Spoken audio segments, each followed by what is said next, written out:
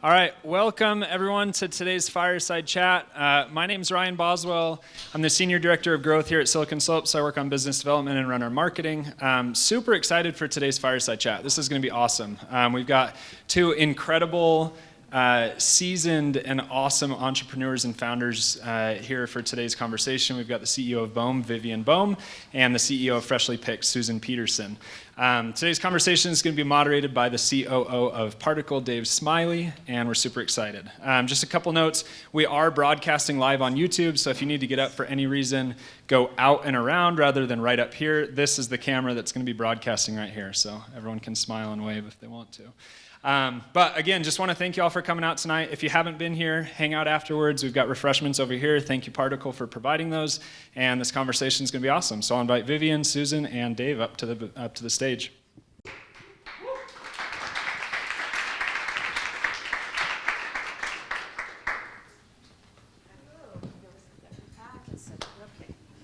Yeah, who wants to be closer to me?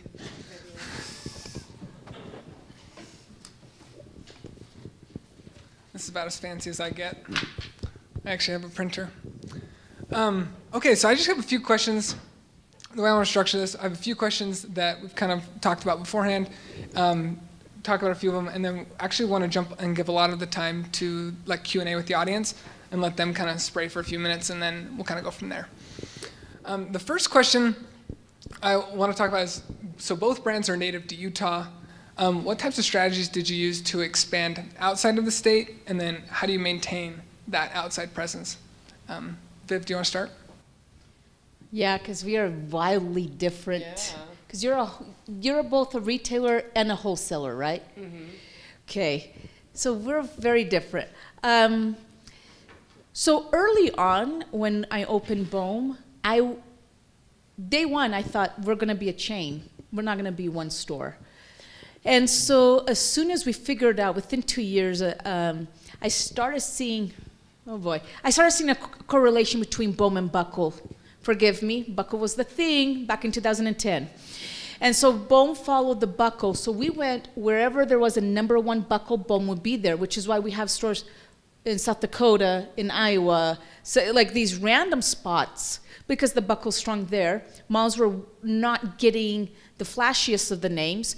And so Bohme would come in, annihilate. We'd be number one sales per square feet. Actually, I have my old South Dakota manager here, right? We would be number one sales per square feet in the women's because there's nothing like it. There's something about Utah that we're picture perfect in everything, and that's kind of unique when you go to out of state. So what I can sell out of state is not what we can sell in Utah. Utah is very homogenous. So, for example, Cafe Rio kills it here. You go outside, like, Cafe who? Why would you go there? And so, and thanks to the church's influence, the word spreads like wildfire. And we all love the same thing, and we all like this. So it's a blessing to start in Utah because you grow fast. It's a curse because what works here, we have found not to work outside. And so our arguments inside Bohme is, okay, that's going to sell in Utah, nowhere else. Okay, but that's going to sell outside, but the Utah peeps are going to hate us for it. Okay, but we got to, so it's, right? It's one of the biggest arguments in the office that we've had for at least 12 years. Probably didn't think of that. Knee lengths, I can sell it here in Utah, nowhere else. Yeah. So I don't think I've mastered it, but brick and mortar has worked, thankfully for us. My online is hit and miss because of, again, they come in and they see very conservative clothing, but if we don't, Utah peeps, my base gets pissed. So we're still working it out. I don't think we have the answers. She might have better ones. So we focused on community, and where Freshly Picked really wins is we sit with new moms. And so I was, when I first started Freshly Picked, I was trying to figure out like where are new moms hanging out. And I had been at my friend's house, and she was like breastfeeding her baby and then like looking at Instagram like that. And that was like 2012. And Instagram was the only social media platform that lent itself to a one-finger scroll. And I was like, oh, moms are going to be on Instagram because they need their other hand to do something else. And so we just really focused on building a community on Instagram focused on new moms. And we do, up until, I don't know, 2015, we were strictly e-commerce, and really just tried to work with influencers and celebrities that were brand new moms. And then, so I would say Utah is number 3 for us, California, New York is number 1, and then Florida, Texas, Tennessee. Yeah. Wow, that's super interesting. I just want to kind of follow up question with building that community on Instagram, or building a community in general. Like, what were the building blocks for both Freshly Picked and Bohme of like starting, scaling, growing, maintaining? Like, how did that work for you? Specifically? Yeah.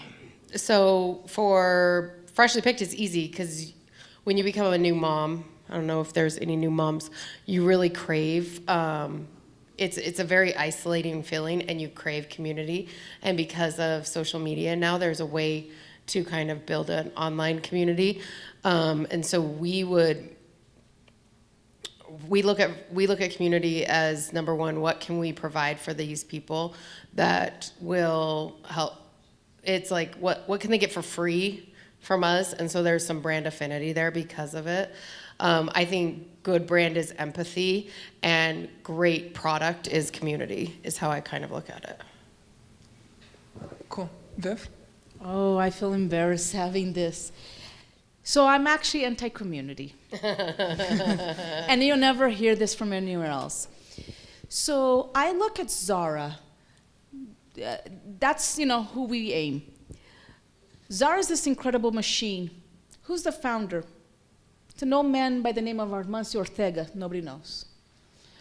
What's their community? Do they pay for marketing? No. Why? They've already got the basics right. Good product at the right price at the right time. Over and over and over and over and over and over and over and over and over since about 1970. So that's what I aim, because Glossier had a community. They're down. Toms. Oh, I'm gonna be a social change thing. Nobody's wearing Toms. It's a thing. And so when I view community, if you're a mastermind like her and you can do it, go for it. I'm antisocial. I'm not on Instagram. My employees will tell you, I am not a social person. Bohme pays the price for me not being a social person. I think social media absolutely works. I'm just not very good at it. I just think get the basics down right over and over. The people will keep talking about it. They'll sneeze your product. I don't know. So I'm not very good at that. Both are valid. And that's what I was going to say, is like, it's kind of like there's so many ways to do this. And it's so cool to see that you both have accomplished as much as you've had in coming at this, approaching a very similar problem in 2 completely distinct ways, and how you both have built a brand. And I would say you even have built a community. I'm terrible at accessing it. We know if they're angry. I don't know when they're happy, but I'm not very good at it. Negative feedback is always positive engagement. I suppose. Yeah, and that's really interesting. Kind of leads me into my next question. So, like, what are some like the bigger challenges, or even the biggest challenge that you've seen, like starting an online store or going into retail, and like what were like the biggest keys in like overcoming it and getting past those? Like, I'll never start a brand again. It's so hard.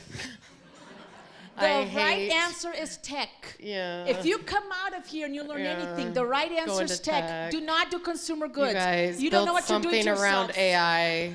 Like, whatever you do not do shoes. Oh. They're heavy. Sizing sucks. Fashion is so fickle. They cost so much to store, so much to ship. Don't do diaper bags. Like, my friends who do like socks, they could air freight all of their product over during the pandemic, and it cost me $20 a bag to air freight. I can only fit 2,000 bags in a container. They could fit a million socks in a container. Don't do big stuff. It's stupid. No, And don't do size runs of anything. It's dumb. Don't go into clothes. tires. Yes. Couple of sizes, Coffee. predictable, Yeah. black. Black. Okay, I know you guys are laughing. We do mean it. business. We mean business.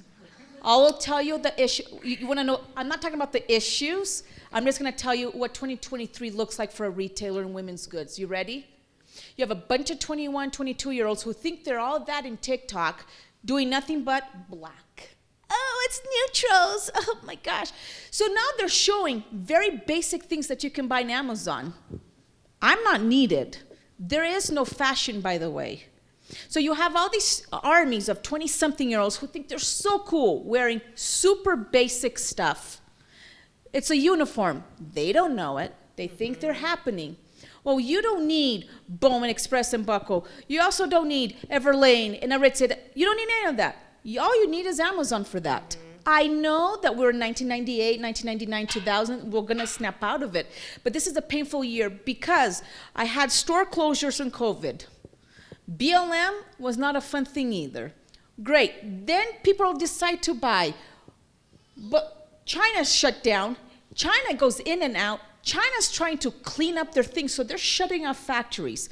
There is not enough factories in China to keep up with the demand. And then the ports are all closed. Oh my gosh. And it used to cost like $7,000 to get a container across the ocean. Now it costs $24,000. Yep. For one container. It's just, don't do it. So there's Do supply AI. chain issues, right? So 2021, people decide to buy. So guess what Bohme did? Ah, I love my employees. Ah, look, we've like doubled and tripled in a year. Let's pay employees more. Let's do this, let's do that. Great. Come 2022. Facebook doesn't work anymore. Google is slow to give it the program. Oh my gosh, now we have to deal with TikTok that has no attribution. This is the wild, wild west. You can't make pretty things. Now you need to make somewhat ugly things just to go on TikTok. Okay, so now you have your YouTube channel. Now you have your Instagram channel. Now you have your TikTok channel. Now you have this. And then you have the 40-year-old doesn't wear what the 22-year-old wears. See the problem? Now we're heading into 2023. It's hell. Don't do consumer goods.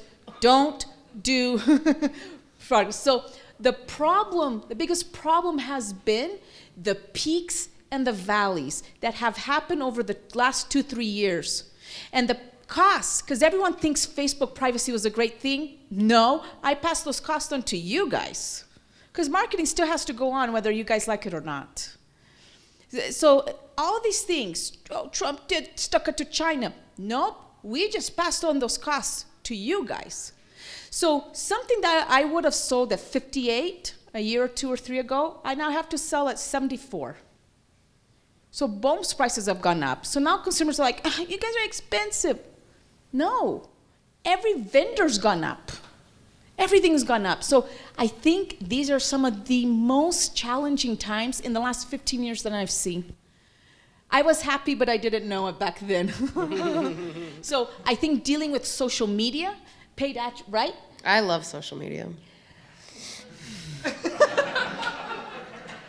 I think it's super interesting. I think it's really cool. I just don't think it works like it used to. It does. Did you see what happened to Boston clogs, Birkenstocks clogs last fall? They sold out of 6 months of product in 1 week. It does work. You just have to, it's different is what it is, yeah. It works. Not as cheaply, not as good as it used to. It's different, yeah. Yeah. So it's just a little rougher. Gone are the days where you can just open up a brand, put some money into Instagram, you know. I think those days are gone. And so, yeah, let's kind of, I want to dive into this. So, like, how has it changed? Like, what was it, 2012, like 10 years ago? What was Facebook? What was social? Well, I think it's, the pendulum will always swing back and forth where it's the same, honestly, as like the housing market. It's either buyer's market or seller's market. And for social media, it's either a brand's market or it's an influencer's market. And we're coming out of an influencer's market right now where, like, Kraft mac and cheese and Walmart gets stupid and they're like, we'll pay you $25,000 for one post. And then as like a small brand like Freshly Picked, we're like, yeah, we don't pay for posts, and influencers are like, okay, well, this money's never going to dry up, and it does, because look at all these layoffs. After the sales department goes the marketing department, and prior to the marketing department going, guess what? Kraft Mac and Cheese is not paying for posts anymore. And so right now it's a really interesting and cool time, I think, is because we're coming back into a brands market for influencing. Freshly Picked also sits at a unique place where our customer is always young. So I always have to find like who are the new moms. And Utah is this incredible place for influencers. I don't know, I think there's a factory in Draper that literally like incubates and 12 new ones pop out every week with blonde hair and Stanleys. I told you, we're homogenous. But they're incredible, and the way that they can move product and build community is really interesting. And so we've always focused on relationships. I've never paid for a post. My influencers eat what they kill. But I always come in at a relationship level first, and then they don't seem to complain about it.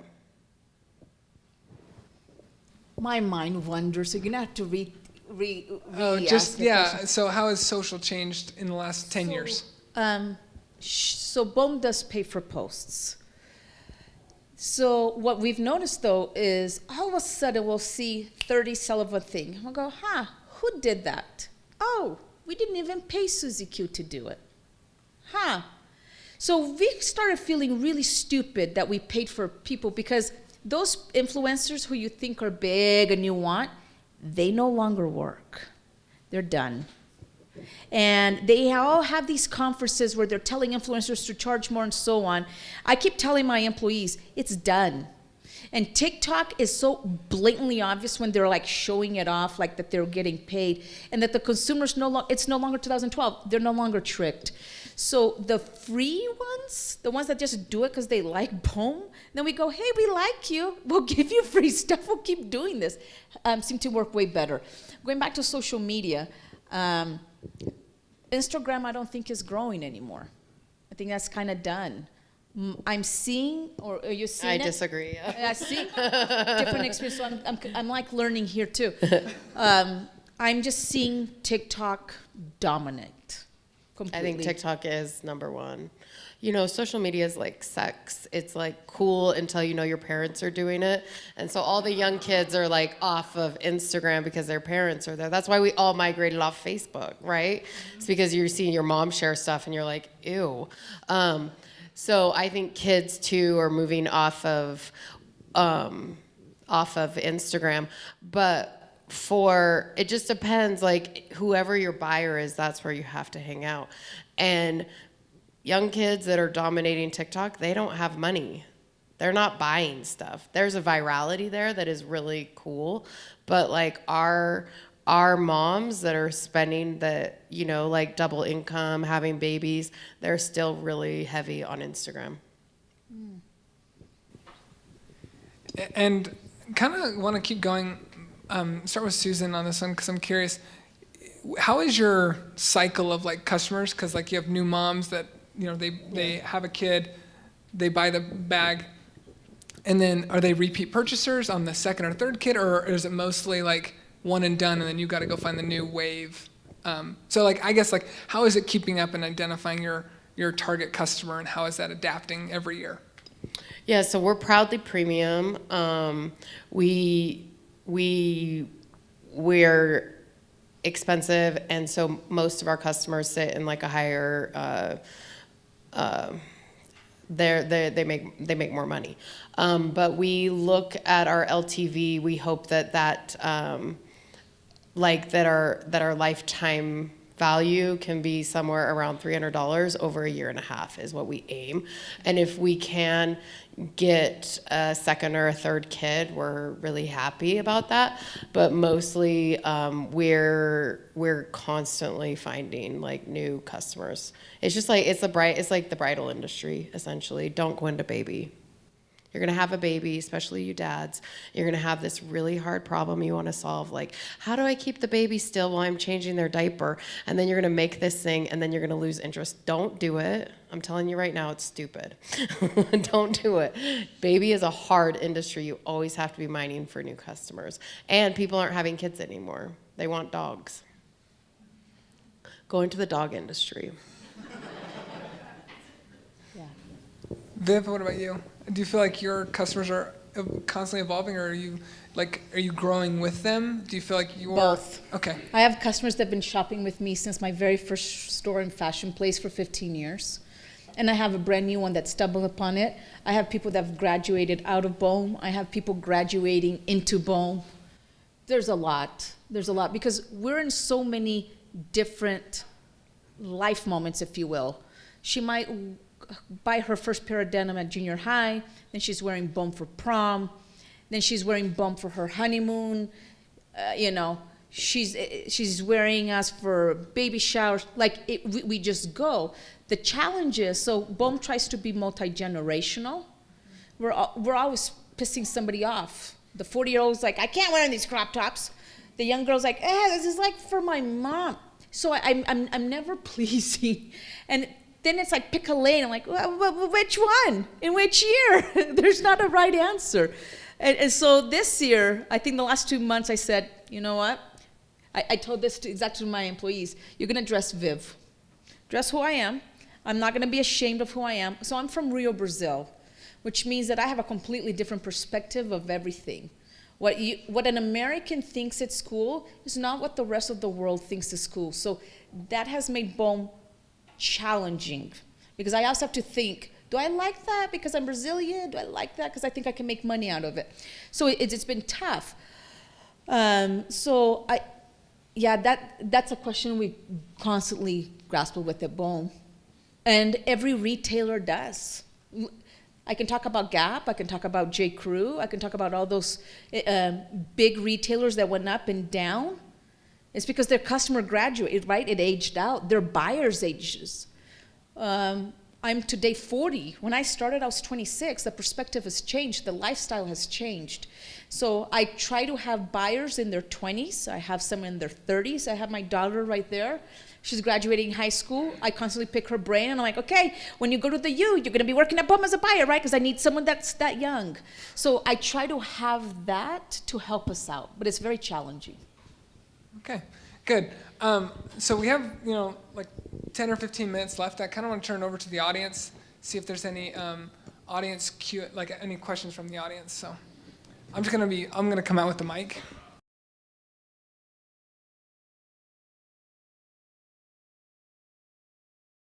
Hi, can you comment on how you make trade-offs between selling on marketplaces, Amazon or others, versus your own branded site, and where you think things will be headed? What was the last part of that? Where you think trends will be headed in terms of customers? Are you putting more emphasis on your branded site versus a marketplace? Do you sell on Amazon? No. So we try to keep our split at least 70-30. Simply because I want to own the customer. It's so much cheaper to own the customer than to try to market on Amazon as well. I don't know where the trend is. Like a couple of years ago, Amazon represented 56% of all searches on the web, and I know that's gone down quite a bit.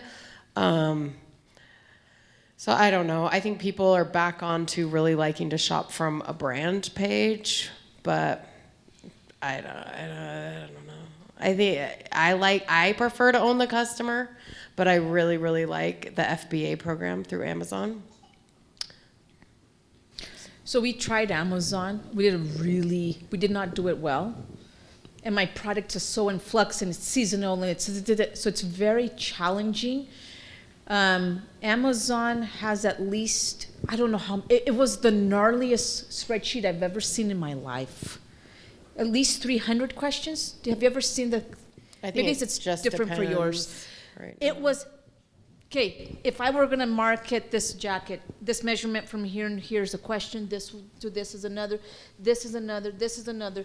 Everything had to be detailed, and the buttons, and where was, like, I thought my employees were exaggerating until I saw the that spreadsheet, and I said, yeah, no. This isn't going to work for Bohme. It's going to take a week per product for us to answer all these questions all the time, every time we have a new hit. Bohme does 50 to 100 products new every week. So Amazon just doesn't quite make sense. Let me tell you something that I always say at Silicon Slopes. I know that all the news say strip malls are dying, malls are dying. I'm having the best years ever in stores. Stores are still a thing. And they will continue to be a thing. If you're going to open up, should you be in a C center and a B center? No, you have to be much more selective. You need to go after the A centers. But people, because they work from home, they're going to the malls more than ever. But they're going there for a purpose. They're not, oh, let's just spend a Saturday afternoon and see what hits. That's not what's happening. The people in there mean to buy something. So if people are willing to go to the stores and buy it there more than ever, you can imagine what's happening also between Amazon and branded pages.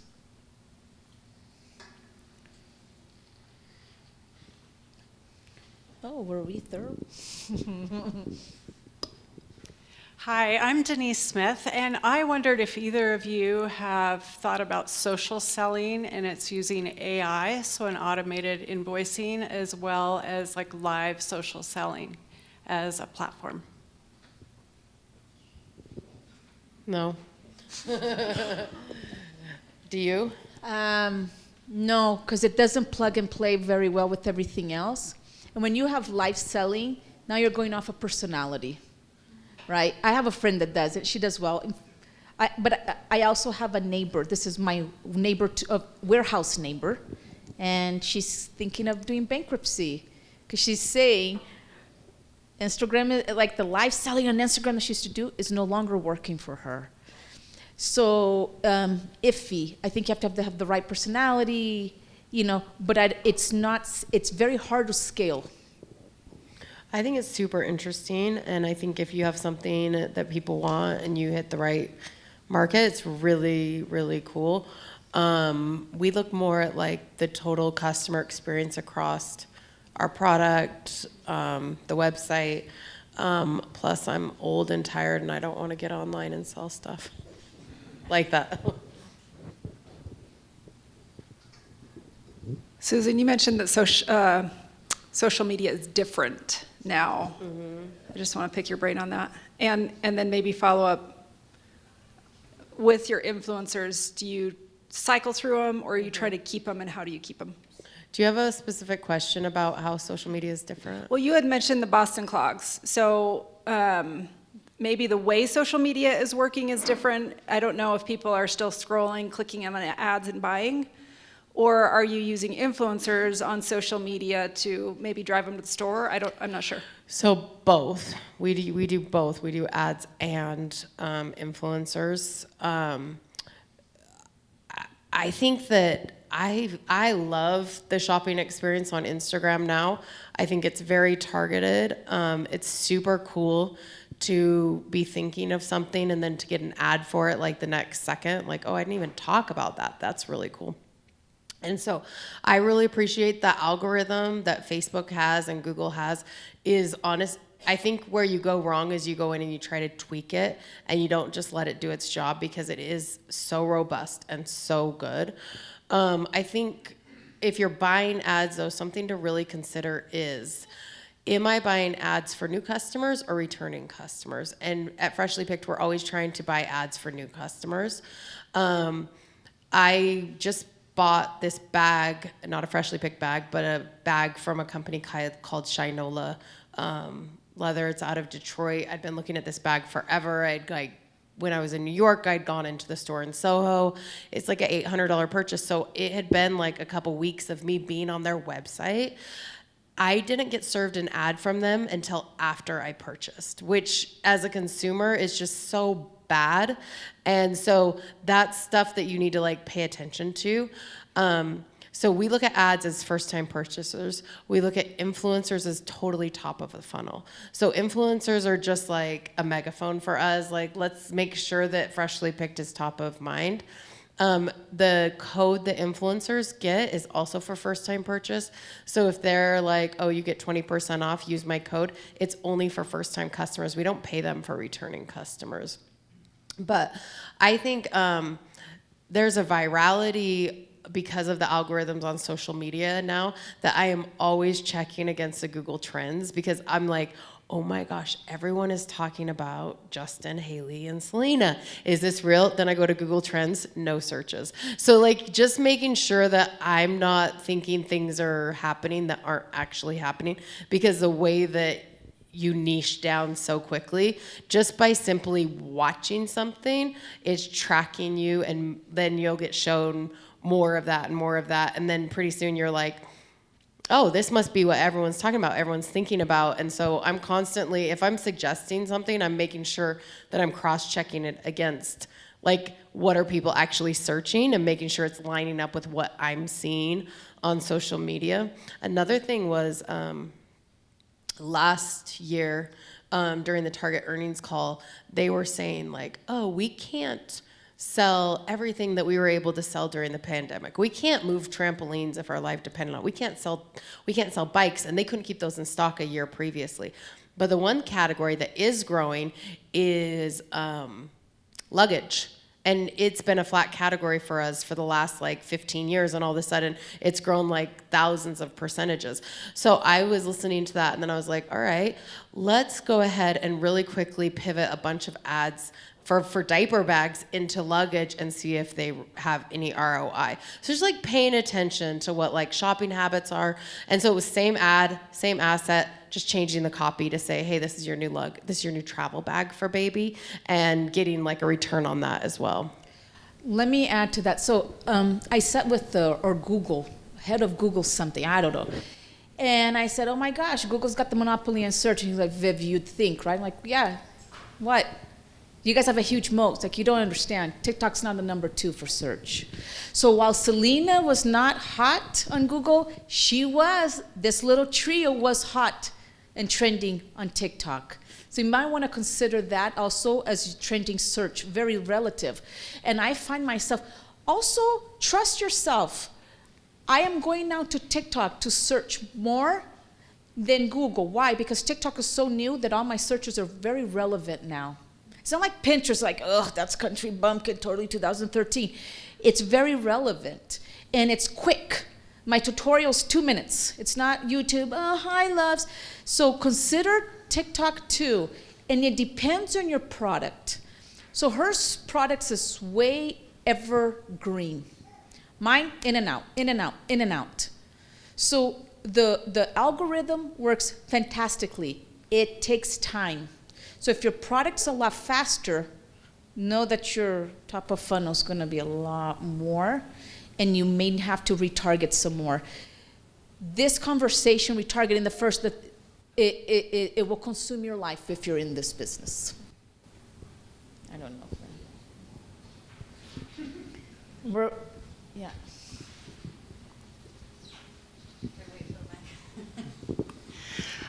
You had mentioned that what you could sell for, 50 something, you now have to charge for 70. How do you have like an algorithm formula of what your profit margin is? And do you find yourself now cutting product because there is no profit? Be like, we have to charge that much, but no one will buy it. Yes. So we got to cut it. Much more. What's your like formula of determining something? Oh, I was young and stupid before.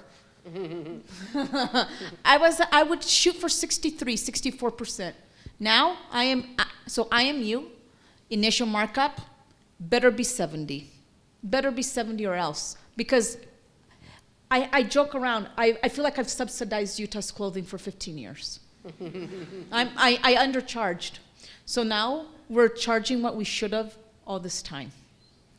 So you want to shoot IMU 70. I don't know where she's at. Yeah, you want it to be what's called keystone at least, meaning that it's around 70, 75. If you go to wholesale, you're looking at them taking 50% of it. And so you want it to be about 75 or 25% COGS, however you want to look at it. Yeah.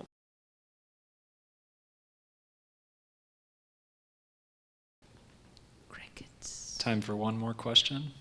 Or read that thorough.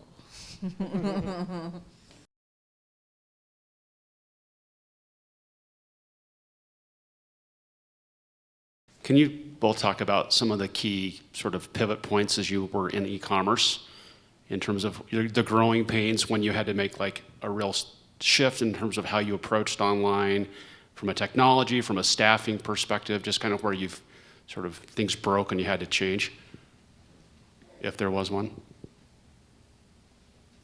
I feel like every other month. So my problem is I have stores. So I have inventories there, I have inventories in a warehouse. I have seller reports there, I have seller reports in a warehouse. I have a different customer in every state, and then I have the Utah. There's the Utah customer, there's the out-of-state customer, and then there's the web customer. That's 3 different people. And then I already talked about the complexities of the ages and the this and the that, right? And so pivot point is when I stopped listening to everyone else, when I went into the dumbest, easiest platform, Shopify, when I started to spend real money. If you talk to a CFO, they think marketing spend is stupid. If you talk to any CFOs, if you talk to any investors, they'll say, oh gosh, you're spending like 10%, what the heck? You talk to an entrepreneur, they're like 30, 20, 25, you know. It's always playing, but again, for me, because of inventory and everything, the peaks and valleys have been so wild. I have to go with my gut. One thing, though, again, depends on your product. I have tried so many apps. I have tried so many services. I've tried all these companies say, oh, yeah, so-and-so, Herschel Bags saw a 20% increase. They don't work. So I've already saved you the thousands of dollars. Don't. Just don't touch it. They're great at collecting. They're great at signing the contract. They're horrible at giving customer service. They're horrible at maintaining it. And so be very vigilant to your numbers. Be very vigilant. I use these guys, Particl, to benchmark because I'm a benchmarking fiend. And sometimes I think it's just happening to us. And then I look, oh, this is a climate, this is a market headwind issue. Another place just for pivoting and stuff. This is wild, but Bohme follows the consumer price index and consumer sentiment. Last May was probably the worst May I've ever had. And I go, that's weird. What the heck happened? Oh, that's when inflation hit. Everling went down. So and so, like all these bigger names went down with it.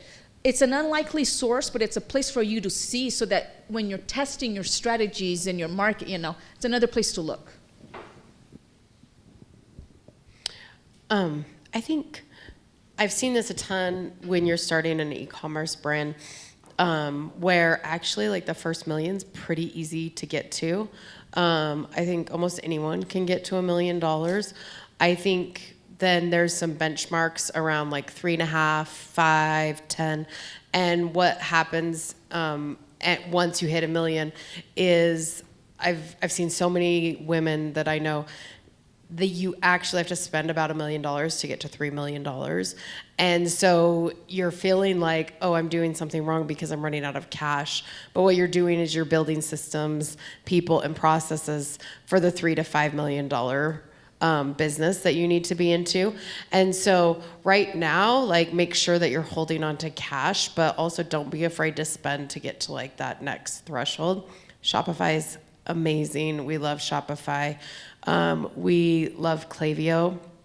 As far as like an email system goes, they have a really good SMS part that now goes along with those. And then Gorgeous is, I think, the best customer service, kind of pulls all 3 of those in. And if you have a Shopify store, make sure you have Shop Pay on it. I am shopping in bed at night, and I'm not getting out of bed to get my credit cards. So if you don't have Shop Pay, I will abandon a cart. And I think a lot of people feel that way. But just if you're feeling like you're doing it wrong or you're running into challenges, I promise you that there is so many people that are probably, like Vivien said, experiencing the exact same thing as you. And I always make sure that I have 2 or 3 people who are at the exact same stage as business that I am, so I can pick up the phone and be like, hey, February was soft. Oh yeah, February was soft. So then you're understanding like what's happening overall. My investors are actually really good, where they'll preemptively be like, everyone's experiencing this right now. Make sure you guys are, like last year, you're across the board, everyone raised their prices at least 10 to 11%. Just making sure that you're building out your network so that you can feel like you're not alone. Because sometimes you do feel like I'm ruining everything and I'm going to burn this thing down, but you're not. It's just like how it's going right now. You Or know? you take it out on employees, like, hey, there's something wrong. And it's like, oh, wait, that was a market thing. Never mind. All the software that she mentioned, Bohme also uses. All right, well, let's give a round of applause for Vivien, Susan, and Smiley. Thank you.